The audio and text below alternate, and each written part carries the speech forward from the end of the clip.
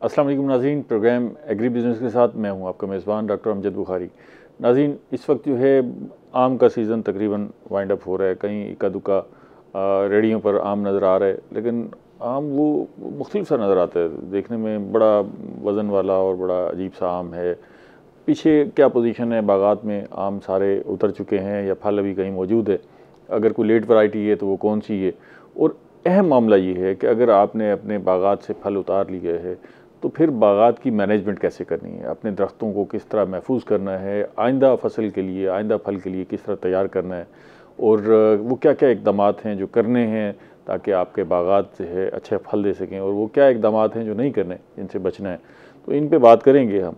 मेरे साथ स्टूडियो में मेहमान मौजूद हैं आबिद हमीद खान साहब। आप मैंगो रिसर्च इंस्टीट्यूट से वाबस्ते हैं, उनसे जानेंगे कि उनकी तहकीक क्या कहती है कि आम के बागात को किस तरह आगे लेके चलना है। और उनके साथ शाहिद हमीद भुट्टा साहब तशरीफ़ रखते हैं। वो सीनियर प्रोग्रेसिव फार्मर हैं और बड़े अरसे से आम की जो है वो फसल उठाते हैं, फिर बेचते हैं, और नर्सरी का भी जो है वो काम करते हैं कि नर्सरी भी उगाते हैं और फिर पौधे भी जो है बेचते हैं। तो वो आम की फसल को, आम के पौधों को बड़े अच्छी तरह समझते हैं। उनसे भी जानेंगे कि उनका तजर्बा क्या कहता है। बहुत शुक्रिया आप दोनों मेहमानों का। खान साहब, आप खैरियत से हैं? पहले तो ये बताएं कि अब सीज़न मुकम्मल हो गया या अभी बाकी है? जी, अभी कुछ वैरायटीज़ ऐसी हैं कि जिसमें अभी आम की तुड़ाई हो रही है। हाँ। आप ये कह लें कि मोर देन 90% तो तकरीबन 90% हो गया जी। अच्छा, तो वो वैरायटी कोई ख़ास वैरायटी है, लेट वैरायटीज़ हैं, या इनमें से भी जो वैरायटियाँ हैं रूटीन की, इसमें भी कोई बचत हुई होती है? रूटीन में सर ऐसा है कि मौसम को मद्देनज़र रखते हुए और मार्केटिंग में उसकी जो प्राइस है उसको मद्देनज़र रखते हुए ज़िम्मेदार फैसला करते हैं कि कब उन्होंने हार्वेस्टिंग करनी है। ठीक है। मसलन हमारी 64 समर बेस्ट की जो वैरायटी है उसमें तो टिक्का शुरू हो जाता है, वहाँ पे तो हार्वेस्टिंग जल्दी हार्वेस्टिंग शुरू हो हम लेट कर ही नहीं सकते। ठीक है। तो ये काम शुरू हो गया। लेकिन सफ़ेद चौंसा में या अजीम चौंसा जो हमारी लेट वैरायटीज़ हैं, या रटोल 12 नंबर, उसमें ऐसा है कि ज़िम्मेदार जो है वो कॉस्ट बेनिफिट रेशियो को देखते हुए गुंजाइश होती है कुछ हद तक ना। तो ज़िम्मेदार अब भी कुछ ऐसे बागात मौजूद हैं जहां वो ये कह रहे हैं कि हम ये अक्टूबर के पहले हफ्ते में हार्वेस्टिंग करेंगे। उसके पीछे रीज़न ये है कि जो हमारी अगस्त में और सितंबर के शुरू में जो बारिशें हुई हैं उसकी वजह से जो ब्लैक स्पॉट्स हैं उनके लगने की वजह से मुख्तलिफ फंगस जो बीमारियां जो हमारे आम के दरख्तों फल के ऊपर नमूदार हुई, जो पहले नहीं होती थी, इस दफ़ा वो नमूदार हुई, खुसूसन सफ़ेद चौंसा पे। तो उसकी वजह से जो मार्केट में प्राइस है वो बहुत कम हो गई थी। ज़िम्मेदार उस पर बेचने पे राज़ी नहीं था। वो ये कोशिश में है कि थोड़ी सी मुस्तहकम हो जाए प्राइस, फिर हम इसकी फिर बेचेंगे। उसने रोक ली जी, फसल को रोक लिया। इस ज़िम्मेदार से ही पूछ लेते हैं। चले, आप ये ज़िम्मेदारों का जिक्र कर रहे हैं, ज़िम्मेदार साहब ये बताइएगा कि आपने भी कोई वैरायटी खड़ी की हुई है? अभी वैरायटीज को होल्ड किया हुआ था, बस लास्ट वीक ही उसको वाइंड अप किया चल रहा है। अच्छा, कौन सी वैरायटी होल्ड की? वैरायटीज हमने यही सफ़ेद चौंसा नवाबपुरी जो है, और उसके बाद जो है अजीम चौंसा, इसको होल्ड किया है। रटोल जो है ना वो अफोर्ड नहीं होता क्योंकि वो पक के गिरना शुरू हो जाते हैं और उसके ऊपर इंसेक्ट्स का हमला सबसे ज़्यादा होता है। कितना अरसा आप इसको होल्ड कर सकते हैं? इसको अगर टेम्परेचर आपको साथ देता रहे तो हम इसको मिड ऑफ नवंबर तक लेके जा सकते हैं। अच्छा, मिड ऑफ नवंबर तक लेके जा सकते हैं आप इसको, तो अगर उसको कंट्रोल करें यार, लोगों को ताज़ा आम खिलाया करें। लेकिन उसके अंदर प्रॉब्लम ये होता है कि जो वाइट चौंसा नवाबपुरी है उसके अंदर एक ड्रॉबैक है, बाकी के अंदर नहीं है, कि जब ये ओवर हो जाता है, समझो कि अपनी उसको कंप्लीट कर लेता है, उसके बाद जो है ना इसके अंदर जो है ना ये आम का प्रोसेस स्टार्ट हो जाता है, बच्चा देने का जो प्रोसेस है उसका वो स्टार्ट हो जाता है, उसके अंदर से जो है ना पौधा निकलना शुरू हो जाता है। अच्छा। और जब उसको काटते हैं एंड में, जैसे नवंबर तक लास्ट 2 ईयर्स पहले मैं लेके गया था अपने घर के अंदर जो मैंगोज थे उनको दिसंबर तक लेके गए थे। ठीक है। लेकिन उसमें से जितने काटे थे उसमें से 50% मैंगोज ऐसे थे जिनके अंदर ऑलरेडी जड़ें निकली हुई थी मैंगोज की। अच्छा। तो उस वजह से वो फिर खाने में भी टेस्ट नहीं बनता, और उसको एक जड़ को निकाल के अलग करना और बाकी चीजें जो है ना, ये ड्रॉबैक्स हैं उसके। वो इसलिए कहते हैं सब्जी और फल जो है मौसम के ज्यादा अच्छे लगते हैं। टेक्निकली इसे विवी पेरी का नाम दिया जाता है। अच्छा। अगर हम एक फ्रूट को हार्वेस्टिंग के टाइम प्रॉपर टाइम पे हार्वेस्ट नहीं करते, ख़ुसूसन स्पै चौंसा में, और इसको ज़्यादातर देर तक हम रिटेन करते हैं, तो ऐसा होता है कि इसकी गुठली की जर्मिनेशन अंदर ही शुरू हो जाती है। अच्छा। दूसरा कि नाइट्रोजन फर्टिलाइज़र डालने से भी ऐसा होता है। तीसरा ओवर इरिगेशन से भी बाज़ औक़ात इम्पैक्ट, ये तीनों चीज़ें जो है ना ये विविपेरी को इन्हांस करती है। अच्छा। इसलिए हम लोग, अच्छा इसका ड्रॉबैक एक तो ये है कि विविपेरी जो है वो उससे जो क्वालिटी है वो डिटीरियोरेट होती है। दूसरा जो हमारे दरख्त है उसको अगले साल की जो फसल आनी है उसके लिए जो प्रिपरेशन चाहिए, जो टाइम चाहिए, वो ड्यूरेशन कम हो जाती है और अगले साल की जो फसल है वो उस पे नेगेटिव इम्पैक्ट। अच्छा अच्छा अच्छा अच्छा। बुड्ढा साहब ये बताइएगा कि अब हम इस सीज़न को, आम खाने के सीज़न को नेचुरली कब तक कंसीडर करें कि भी इस वक्त तक आम आता रहेगा?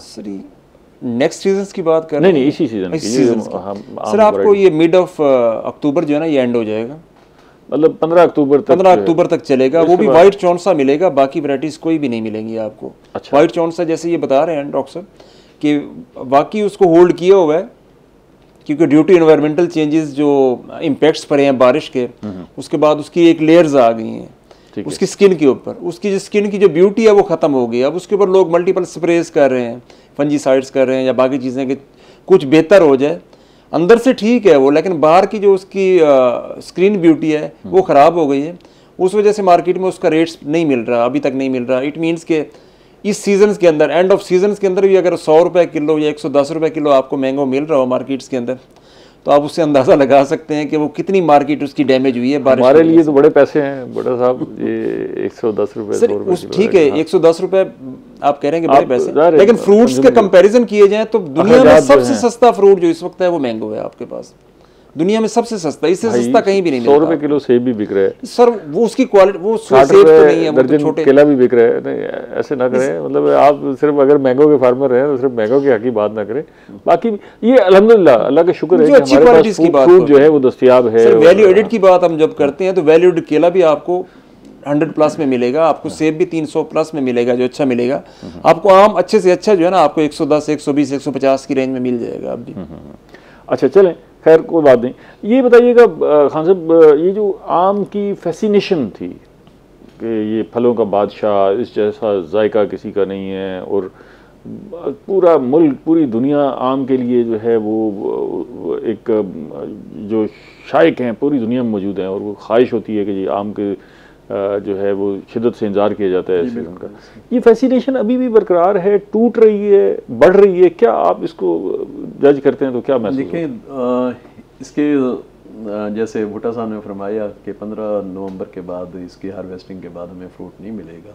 वहाँ से लेके अगर हम जून तक ये जो पीरियड आता है वो थ्रस्ट जो है ना वो बढ़ जाती है कि ये पीरियड ये अवेलेबल नहीं है, और हम इसको इतनी, हमारे पास स्टोरेज कैपेसिटी नहीं है। वो या तो हम उसके स्लाइसिस को, ड्राई मैंगो को लेके आएँ जो थ्रू आउट द सीजन हमें मिलता रहे, फिर हम कहेंगे कि इसकी थ्रस्ट कम हो जाएगी। अदरवाइज लोगों के अंदर अभी भी उसी तरह मौजूद है। आपसे भी जानना है, मतलब वो जो आम के साथ एक मोहब्बत का जो रिश्ता है वो बरकरार है या टूट रहा है, लग क्या रहा है? नहीं, आम नहीं, कस्टमर्स का तो बहुत अच्छा रिस्पॉन्स है इसी सवाल से। आम आदमी कस्टमर ही है आपके। मैंगो ग्रोअर का जो मैंगो खाएगा उसका कस्टमर है वो आम आदमी हो, चाहे अमीर है चाहे गरीब। ब्रेक ले लें, फिर इस पर बात करते हैं। नाज़रीन हमारे साथ रहिएगा, आम पर बात करेंगे और हम आपको बताएंगे भी सही आगे जाके कि आम के बागात को आपने किस तरह मैनेज करना है, लेकिन एक छोटी सी ब्रेक के बाद।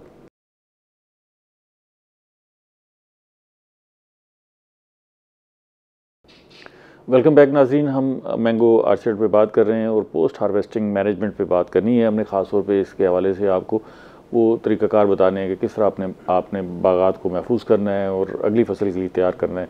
वक्फे के दौरान हमें डॉक्टर निदा फरदौस साहबा ने ज्वाइन किया है, ज़रई यूनिवर्सिटी मुल्तान से उनका ताल्लुक़ है और वहाँ पढ़ाती हैं, तहक़ीक़ करती हैं। उनसे भी जानेंगे कि इस हवाले से उनकी क्या राय है। अच्छा खान साहब, अभी हम जिक्र कर रहे थे कि जो मैंगो की फैसिनेशन है वो अभी तक बरकरार है, लोगों के अंदर जो है वो इश्तियाक होता है मैंगो की, जो है फसल का, फल आने का हम इंतज़ार करते हैं। आपको ज़्यादा जायका जो है वो किस वैरायटी में महसूस होता है? आप क्योंकि रिसर्च कर रहे हैं, ये थोड़ा सा ये ऐसे टिप्स होते हैं, लोगों की अपनी भी राय होती है, लेकिन वो जो महक़िक़ होते हैं उनकी राय जानना चाहते हैं। मैं तो पर्सनली जो है ना वो मीठे आम को ज्यादा पसंद करता हूँ, और अनवर इटोर को नहीं, समर बेस्ट, अच्छा वो बेहतरीन है। अच्छा, वो बेहतरीन है जायके में। हर किसी की वैरायटी की तो चॉइस अपनी है, चॉइस भी अपनी है। बुढ़ा साहब से पूछ लेते हैं, आपको कौन सा पसंद है? रटोल ज्यादा, दोनों रटोल, 12 नंबर भी और मौसमी भी, और साथ समर बेस्ट, ये 3 वैरायटीज। फरमाइशें ज्यादा कौन सी आती हैं? सबसे ज्यादा फरमाइश आपको चौंसे की आती है। चौंसे की आती है? समर बेस्ट की, और किसी की नहीं, व्हाइट की भी नहीं, और बाकी जनाब बाकी जितनी भी हमारी हैं, अजीम चौंसा हो गया, किसी की भी नहीं, समर बेस्ट की। समर बेस्ट सबसे बेस्ट। डॉक्टर साहब आपको क्या कौन सा आम पसंद है? आम फलों का बादशाह है, लेकिन आमों में अगर उसकी वैरायटीज के हिसाब से देखा जाए तो पाकिस्तान में चौंसा बहुत पसंद किया जाता है। ज़्यादा जो पॉपुलेशन है वो उसका रुझान जो है वो चौंसे की तरफ है, और वाइट चौंसा मेरा ख्याल है ज़्यादा प्रेफरेबल है। लेकिन मेरा जो पर्सनली है, मुझे भी अनवर अटोल ही, क्योंकि उसमें थोड़ी सावरनेस होती है, थोड़ा फ्लेवर। सर ये वाइट्स के अंदर एक कन्फ्यूजन है, लोग वाइट समझते हैं जो नवाबपुरी है उसको वाइट कहते हैं, इसका नाम समर बेस्ट है, लेकिन इसको भी वाइट कंसीडर किया जाता है कि ये वाइट है, लेकिन इसका नाम वाइट और है। ये वाइट जो है ना, ये समर बेस्ट, ये जो लेट वाला जो हमारा है नवाबपुरी जिसको हम बोलते हैं, या गोल्डन जिसको कहते हैं, इसका नाम वाइट है, और वो समर बेस्ट है, समर बेस्ट चौंसा है उसका नाम। लोग जो उसको काला चौंसा है उसको बड़ा डिसलाइक करते हैं। काला चौंसा, उसकी क्या वजह है? सर उसके अंदर एक तो वाटर बहुत ज्यादा होता है, पानी ज्यादा होता है, जब भी आप उसको यूज करते हैं तो इट मीन्स कि अपना कपड़े भी और बाकी चीजें भी वो, दूसरा उसके अंदर जो रेशा है वो जो धागा नुमा है उसकी वजह से। वैसे अगर उसको खाने में देखें तो सबसे बेस्ट वो है, लेकिन उसका तरीका है। अच्छा, खाने में बेस्ट है, बहुत अच्छा है, बहुत अच्छा टेस्ट है उसका, यूनिक टेस्ट है उसका। अच्छा, लेकिन उसको फुल ना पकने दें, अभी हाफ पका हुआ हो, अच्छा, उसको आप काट के खाएं, उसके अंदर रेशा भी नहीं होगा, पानी भी इजाफी नहीं निकलेगा, फिर आप उसका एक अपना टेस्ट होगा। पेटियां बनाते हैं या बॉक्सेस बनाते हैं, उनके ऊपर लिख दिया करेंगे इसको पूरा ना पकने दें। हम जितने भी जो लोग डिमांड करते हैं ब्लैक की, इंस्ट्रक्शंस नहीं होती ना, ये हमारे जो खासतौर पे आबिद साहब ये जो हम पैकिंग करते हैं उस पे कोई इंस्ट्रक्शन नहीं होती। एक्चुअली ऐसा है सर कि मार्केट में नए बागात लगाने के लिए जो प्रेफरेंस है लोगों की, वो 2 चीज़ों पे डिपेंड करती है। एक है वो उसकी मार्केट प्राइस, दूसरा हमारे यहाँ जो ट्रेंड है ना ईटिंग हैबिट का, वो चेंज हुआ है। आम जो शुरू में आया था वो था चूसने वाला एक फल, उसको नरम किया, उसको चूसा, उसका पल्प अंदर खाया और इंजॉय किया। अब ये है कि हम लोगों की ईटिंग हैबिट हुई है चेंज, अब हम आ गए स्लाइसिस की तरफ, अब हम क्यूब्स की तरफ आ गए। देखें, अब हम फलूदा, सेमिया और आम ये खाते हुए अगर कपड़े ना भरे जाएं तो फिर मजा नहीं है ना। लेकिन चूसने में सबसे जो टॉप पे है वो ब्लैक चौंसा, वो ब्लैक चौंसा में ऐसा है कि एक टाइम आया था 90s के बाद, इसकी जो हमारी वैरायटी में शेयर था वो मैक्सिमम हो गया था। अच्छा, एक टाइम ऐसा भी आया कि इसके बहुत तेजी से नए बागात लगाना शुरू हुए, लेकिन उसके अंदर जो जैसे भुट्टा साहब ने फरमाया कि रेशे होने की वजह से और ईटिंग हैबिट चेंज होने की वजह से, और इसमें भी अल्टरनेट बेयरिंग भी है, जैसे चौंसा समर बेस्ट में है, इसमें काले चौंसा में भी ऐसा अल्टरनेट बेयरिंग है कि 1 साल इसकी फ्रूटिंग होती है, 1 साल नहीं होती। ठीक है कि वो वैराइटल करेक्टर नहीं है, लेकिन उसमें मैनेजमेंट का बहुत बड़ा रोल है अल्टरनेट बेयरिंग में।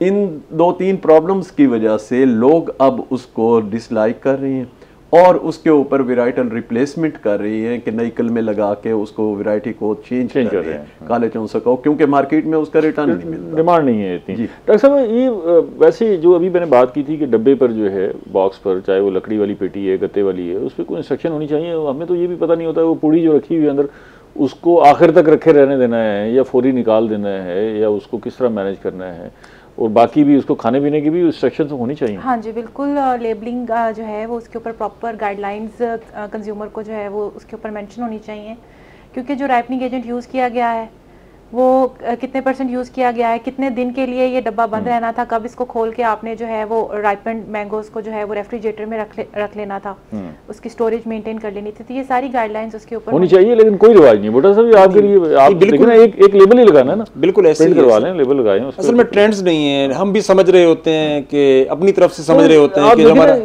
एक आदमी हमारा जो लेमैन है वो पेटी लेके गया, उसको ये भी नहीं पता कि भाई अब इस पूड़ी को रखा रहने दूं, मैं इसको निकाल के फेंक दूं, कब तक फेंकूं, फेंकूँ तो इसको डिस्पोज ऑफ कैसे पाकिस्तान के अंदर तो इसकी इतनी अवेलेबिलिटी भी है वाफिर मिकदार में, और लोगों को इतनी सेंस भी है कि उसको फील हो जाता है कि ये कच्चा है, ये पता नहीं लगता कि ये पूरी निकालनी है, 3 डेज का ड्यूरेशन जो है ना 72 घंटे का, उसको पता है कि तो आपको पता है, इस दौरान जो हो नहीं पता कि अब वो आधा आम पका हुआ है पेटी में से, सर आप अपनी खुशबू से बता देते हैं कि मैं पक चुका हूं, आपके घर के अंदर अवेलेबिलिटी है। मैं आपसे ये देखें, ये लोगों की समझने के लिए भी सवाल है कि पेटी में सारे आम बैक वक्त तो नहीं पकते ना, 2-2 4-4 पकते हैं, आप निकालते आते हैं, ठीक है। अब जो बाकी नहीं पके हुए तो उसमें पूरी बरकरार रखनी है, ये पूरी निकाल दें फिर उसकी हीट में पूरी पक जाएंगे। जो पूरी है या एथिलीन रेपनर है या हमारा कैल्शियम कार्बाइड है, इसका जो काम है वो विद इन 48 आवर्स ही कर देते हो गया, फिर उसको निकाल के उसके बाद उसको निकाल दें, उसको हवा लगाएं, जो कुछ करें पहले निकाल ही देना चाहिए, सबसे बेहतर यही है कि क्यों जी पहले 48 घंटे के अंदर वो अपना प्रोसेस पूरा कर लेता है, उसके बाद आप उसको खुला छोड़ दें, जो कुछ भी करें। और जो बंदा लेके जाता है मैंगोज की पेटी 1 या 2 दिन तो वेट करता है, उसके बाद उसके अंदर सस्पेंस होता है कि मैंने इसको खोलना है, कहीं ना कहीं से जो ना उसका कागज हटा रहा होगा या कुछ कर रहा होगा, क्यों उसको नरम मिलेगा तो वो निकाल के उसको यूज करना शुरू कर देगा। ठीक है, मतलब ये बेहतर है कि फौरी तौर पे पूरी निकाल दें आप, वो निकाल देनी चाहिए उसको 48 घंटे में वो अपना काम आगे चलते हैं, क्योंकि हमने असल तो मौजू है वो मैनेजमेंट में बात करनी है। लेकिन एक चीज़ मैं आपसे आबिद साहब पूछना चाहूँगा कि ये जो हम रिसर्च कर रहे हैं या इसकी नई वैरायटियाँ आ रही हैं, आप बुनियादी तौर पर मैंगो रिसर्च इंस्टीट्यूट क्या रिसर्च कर रहे हैं? नई वैरायटीज़ पे रिसर्च कर रहे हैं, इनको बेहतर बनाने पे रिसर्च कर रहे हैं, इनके जायके को ठीक करने के लिए कुछ काम कर रहा है, खुशबू को ठीक करने के लिए बुनियादी तौर पे मैंगो रिसर्च इंस्टीट्यूट क्या कर रहे हैं? मैंगो रिसर्च इंस्टीट्यूट में सर हमारे 5 सेक्शन है, जिसमें हॉर्टिकल्चर सेक्शन है, entomology section, plant pathology section, post harvest section और न्यूट्रिशन सेक्शन। ये 5 सेक्शन काम करते हैं। हॉर्टिकल्चरल जो सेक्शन है ये इसकी हॉर्टिकल्चर को मैनेज करता है कि हमने इसको पानी कब लगाना है, हमने इसकी प्रूनिंग कैसे करनी है, हमने इसके ऑर्चर्ड फ्लोर मैनेजमेंट कैसे करनी है, कब इसको डॉर्मेंसी में गाइडलाइन आप दे रहे हैं जी। रिसर्च क्या कर रहे हैं? रिसर्च में सर न्यू वेराइटीज़ की तरफ मैं अगर बात करूं, ठीक है, एक तो हमारे जो एग्जिस्टिंग वेराइटीज़ थी उसमें बहुत ज़्यादा प्रॉब्लम्स आ रहे थे। जैसे अभी हमने जेली सीड का तस्करा किया, जैसे हमने वीवी पेरी का तस्करा किया, ठीक है, जैसे हमने ऑर्चर्ड फ्लोर मैनेजमेंट और डाई बैक का कि दरख्त सूखना शुरू हो गया ऊपर से, उसकी वो शुरू में ऐसा समझा जाता था कि ये फंगस की वजह है, लेकिन अब ये पता चला जो रिसर्च के बाद कि हम ओवर इरिगेशन की वजह से उसका डिक्लाइन की तरफ वो पौधा जाते हैं। अच्छा, ओवर इरिगेशन की तरफ वजह से ये जो मूसड़ी है ये भी इसी मूसड़ी जिसको डाई बैक कर बिल्कुल इसी तरीके से हम सोल्यूशन ढूंढ रहे हैं। देखें, आपने बाजुकात आम को जब काटते हैं वो गुठली के पास से वो बिल्कुल नरम होता है, बाकी वो ऊपर से आपको बहुत उसकी शाइनिंग भी नजर आएगी, वो सारा कुछ नजर आएगा, जिसको हम जेली सीड का नाम देते हैं। ठीक है, जेली सीड ये होता है कि राइपनिंग से पहले अगर किसी जिम्मेदार ने वहाँ पे नाइट्रोजन वाली फर्टिलाइजर डाल दी in order to ensure the growth कि वो अगले साल की मंजिलें हासिल कर ले, फल ऊपर मौजूद है, तो वहाँ से कैल्शियम ड्रेन हो जाती है। वो कैल्शियम ड्रेन होने की वजह से गुठली के पास से वो जेली सीड वो नरम हो जाता है, पल्प हमारा ज़ाय हो जाता है। एक वक्फा ले लें फिर इस पर मज़ीद बात करें। नाज़रीन हमारे साथ रहिएगा एक छोटी सी ब्रेक के बाद में।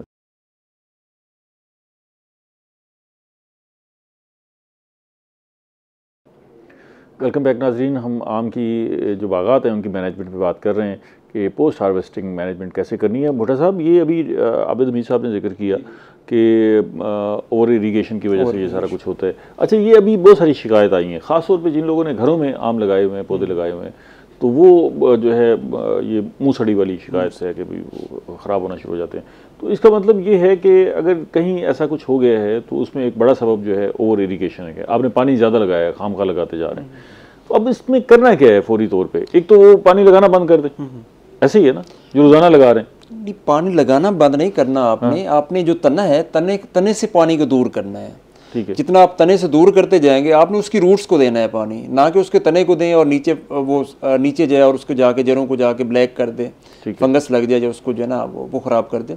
और दूसरा, जहाँ तक आप घरों की बात कर लेंगे, जो नुमैशी पौधे लगाते हैं हम घरों के अंदर, 1 कनाल के घर में या 10 मरले के घर में 1-2 पौधे, वो हीट वेव्स की वजह से हो रहा था, उसके ऊपर जो आ रहा था, क्योंकि दीवारों की जो हीट्स निकलती हैं, दीवारों के साथ होता है मोस्टली आपके प्लांट्स, और वो हीट्स जो इफ़ेक्ट्स करती हैं दोपहर के टाइम दीवार गर्म होती है और उसका जो बैड इम्पैक्ट्स आता है ना उस प्लांट्स के ऊपर, उसकी वजह से उसके पत्तों में झुलसावपन भी आता है और बाकी चीज़ें भी आती हैं। एक तो कोशिश किया करें जो घरों के अंदर जो जिन लोगों ने प्लांट्स लगाए हुए हैं वो शाम के टाइम या रात के टाइम पानी दें, दिन के टाइम ना दें।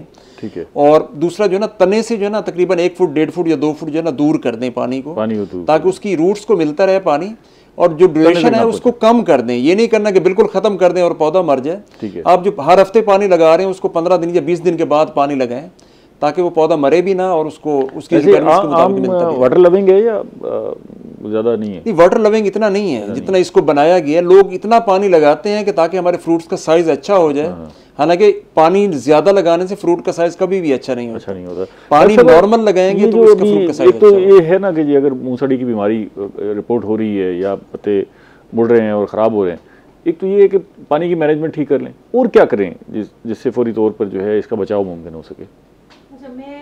जो मेरी एक्सपर्टीज है वो तो पोस्ट हार्वेस्ट के ऊपर है, ग्रोइंग के ऊपर ज़्यादा नहीं। ठीक है, तो पोस्ट हार्वेस्ट पे आपसे बात करते हैं। मैं ये सवाल जो है ना वो क्योंकि ये तशने की थी इनसे।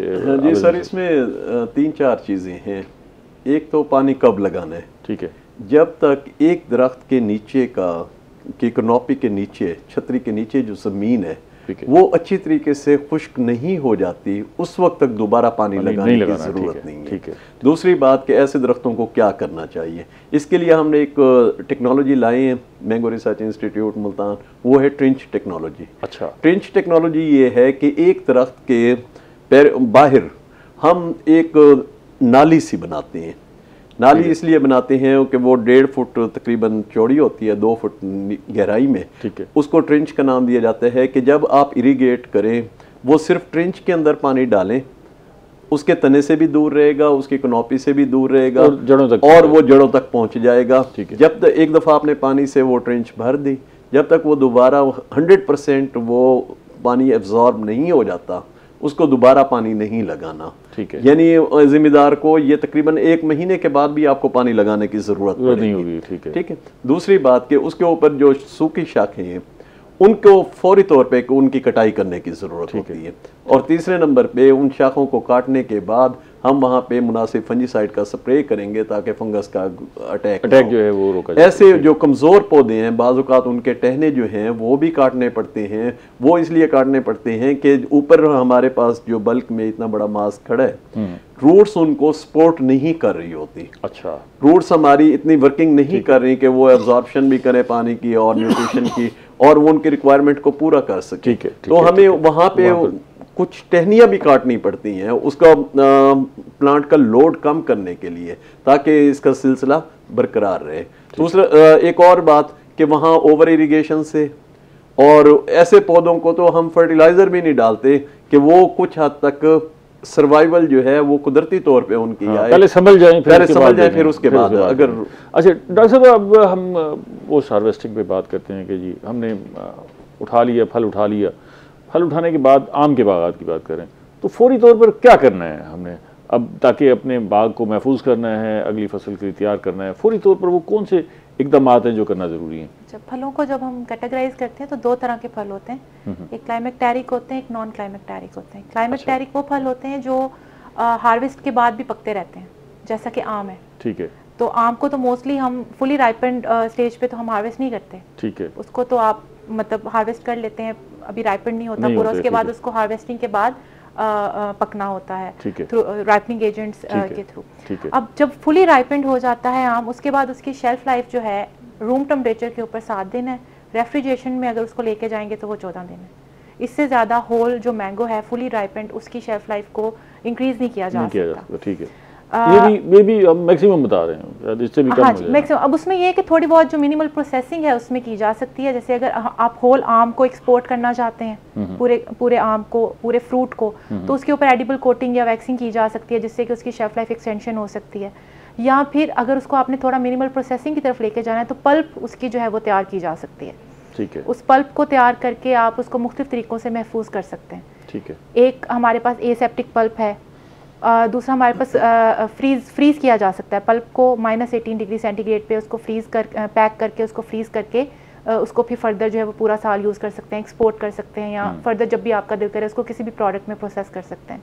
तीसरा तरीका ये है कि केमिकल्स के साथ आप पल्प को जो है वो प्रिजर्व कर लें। मुख्तलिफ केमिकल्स हैं, फूड एडिटिव्स हैं जो यूज़ होते हैं एज ए प्रिजर्वेटिव, जो पल्प के अंदर डाल दिए जाते हैं। फिर उसके ऊपर कंबाइंड टेक्नोलॉजी आप यूज़ कर लें कि केमिकल भी डाल दिया, साथ में फिर उसका टेम्परेचर भी 4 डिग्री सेंटीग्रेड तक मेंटेन कर लिया।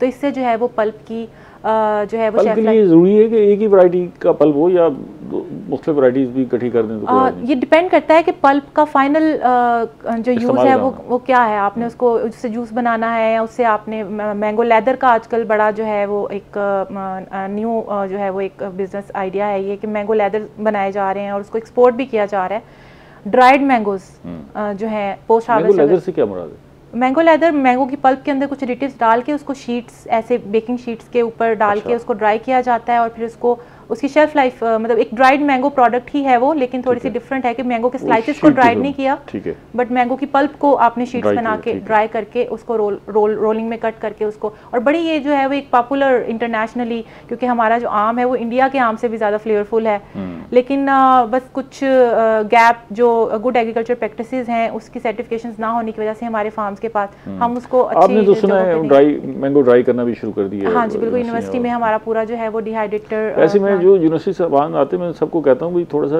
ला के दिखाएं और चखाएं तो सही ना, ताकि हम अपने व्यूअर को भी दिखाएं कि वो ड्राई मैंगो क्या है। नेक्स्ट टाइम इंशाल्लाह इस दफा पता नहीं, साहब आते हैं नेक्स्ट टाइम का वादा करके जाते हैं। नहीं मुझे पता होता अभी बहुत ज्यादा जो है वो आज भी हर बंदे के अंदर जो है ये सस्पेंस है, वो देखना चाहता है कि ड्राई मैंगो कैसा होता है, टेस्ट कैसा होता है। अच्छा अब सब वो अभी हम जिक्र कर रहे थे कि बागात को कैसे मैनेज करना है। आपने फल उठा लिया तो फौरी तौर पर हमने क्या? फौरी तौर पे सर 3-4 काम ऐसे होते हैं जो बहुत ज़्यादा ज़रूरी हैं। उनमें सबसे पहला काम कि उसको फर्टिलाइज़र डालें, खाद तो सबसे पहले डालें, फास्फोरस और पोटाश। अच्छा, ये फौरी तौर पर आप अगर उसके ऊपर पिछले साल फल के डेवलपमेंट के दौरान ग्रोथ भी आ रही थी, अच्छी ग्रोथ मौजूद है, वहाँ पे फास्फोरेटिक फर्टिलाइज़र और पोटाश का डालना इंतहाई लाजमी है। दूसरी बात कि उसकी शाख तराशी करना, कि हमने शाख तराशी में हमारा जो मेन मकसद होता है वो है लाइट की पेनिट्रेशन को इंश्योर करना, हवा की गुज़र को बेहतर बनाना, और उसके लिए हम उन टहनों को काटते हैं जो दो दरख्तों के आपस में शाखें मिली हुई हों, जो बीमार हों उनकी कटाई करते हैं। हम स्टेम क्लीनिंग की करते हैं कि जहाँ नीचे से तकरीबन 6-7 फीट तक के तने के ऊपर कोई ऐसी शाख ना हो, क्योंकि हॉपर वहाँ आके यहाँ ओवर विंटर करेगा, सर्दियाँ गुजारेगा और हमारे लिए पेस्ट मैनेजमेंट मसला बनेगी। इसी तरीके से ऊपर हम कोई एक टहनी जो टॉप की है उसके काटने से हम इंश्योर करते हैं कि इसकी जो धूप की पेनिट्रेशन है वो कितनी है और कैफियत क्या है। नहीं, धूप की पेनिट्रेशन मेन स्टेम तक आए जितनी इसके अंदर। आम का एक असूल है कि जिस शाख पे डायरेक्ट धूप पड़ेगी वहाँ पे आम ज्यादा लगेगा। ब्रेक ले लें फिर इस पर मज़ीद बात करते हैं। नाज़रीन हमारे साथ रहिएगा, एक ब्रेक के बाद मिलते हैं।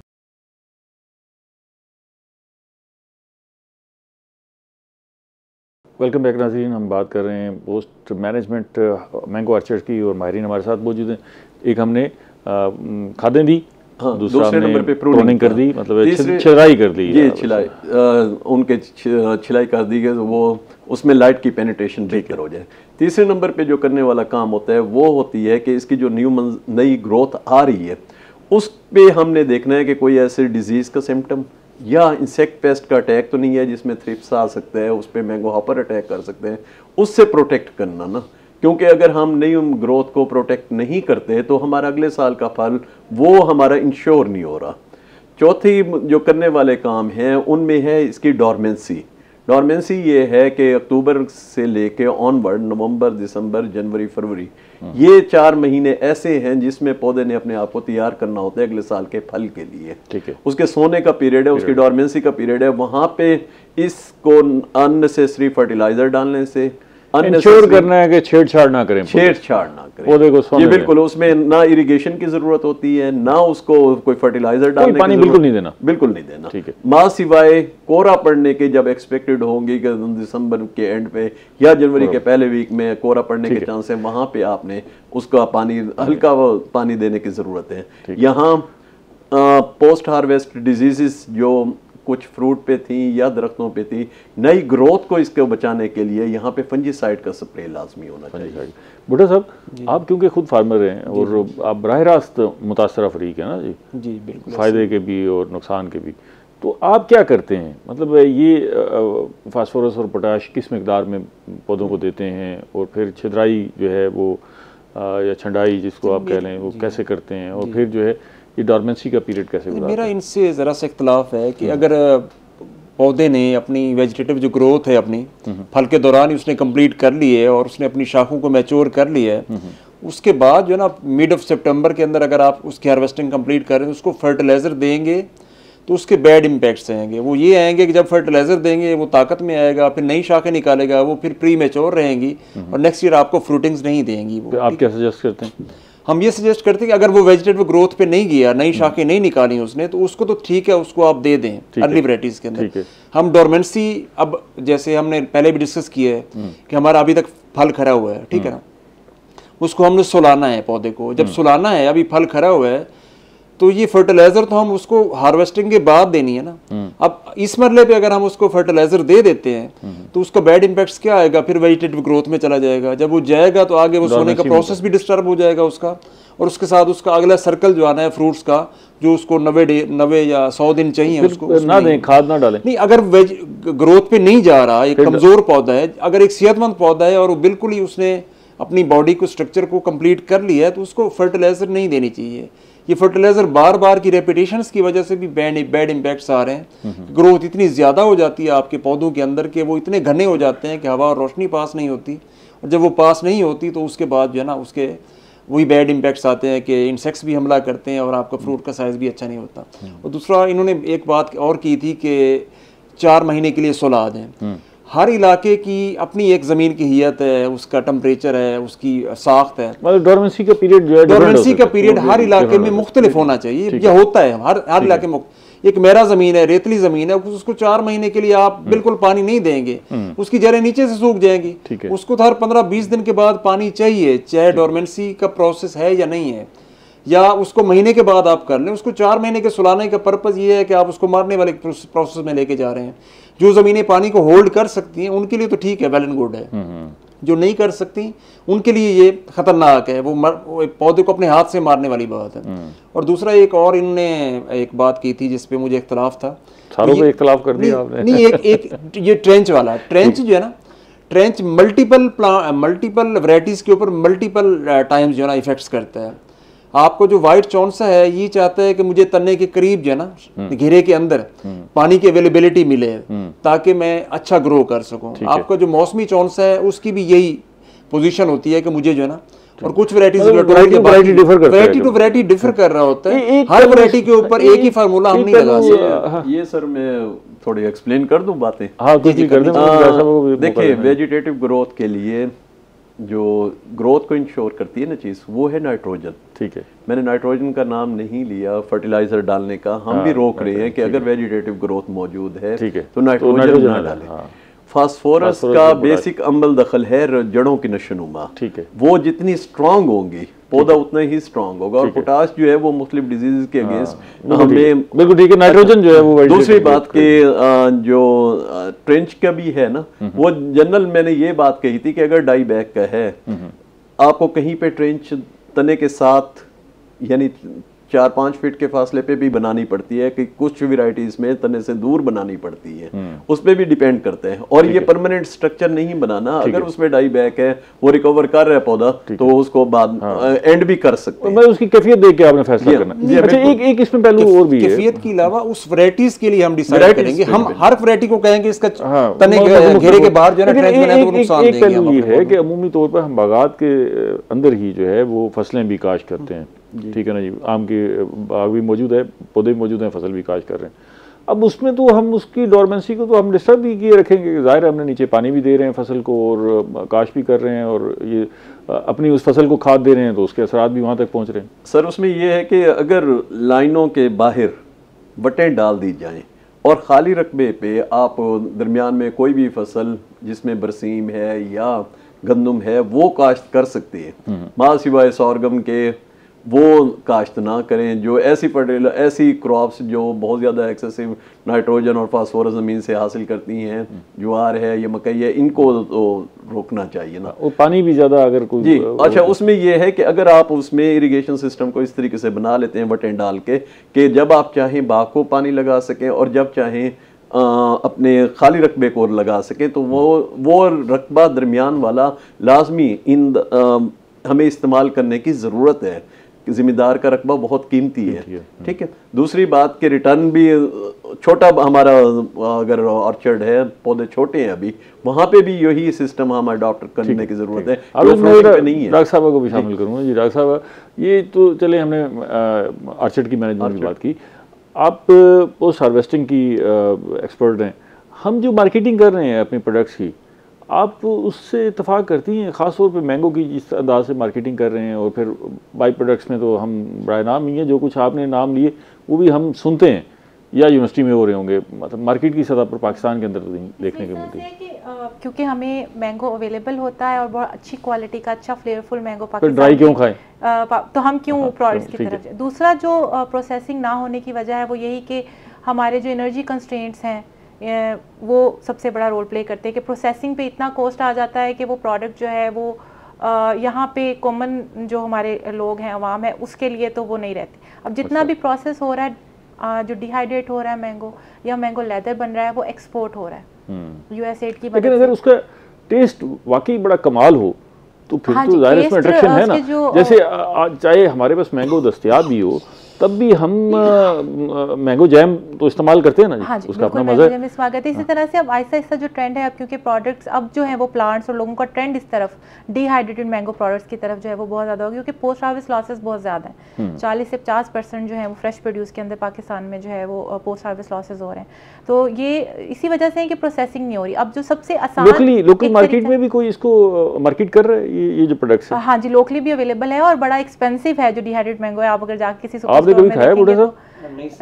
इसका जो आम के फार्मर को दस्तयाब नहीं है, आपने कभी टेस्ट किया? हमारे यहाँ मैंगो रिसर्च इंस्टीट्यूट में पूरा पोस्ट हार्वेस्ट का सेक्शन है। हम लोग खुद इस पे ड्राइड मैंगो पे हम लोग भी काम कर रहे हैं। अच्छा, इसमें जो हमारे जो साइंटिस्ट हैं उन्होंने जो इवेल्युएट किया है, हमारी वो वेराइटीज जो एक्सपोर्ट ऑलरेडी हो रही हैं, उन्हीं के ही ये ड्राइड मैंगो अच्छे बनते हैं। वो डिफरेंट वैरायटी लेके आए जो ना हम उसको इवेल्युएट करें। दूसरा, डिहाइड्रेशन के लिए हम एक ड्रायर जो है वो सोलर से जो चलेगा उसको भी डिजाइन करने की कोशिश कर रहे हैं कि हम जिम्मेदारों को वो दें, सस्ता हो जो है वो काफी कम हो जाएगी। आप तीनों मेहमानों का बेहद शुक्रिया। प्रोग्राम का वक्त खत्म हो गया। नाज़रीन, हमने बात की है मैंगो के और पहलू भी डिस्कस हो गए, लेकिन ये ऐसा मौजू है जिस पर जितनी भी गुफ्तगू करते रहे तशनी की रह जाती है। अगले प्रोग्राम तक इजाज़त दीजिए। अल्लाह ने के बाद।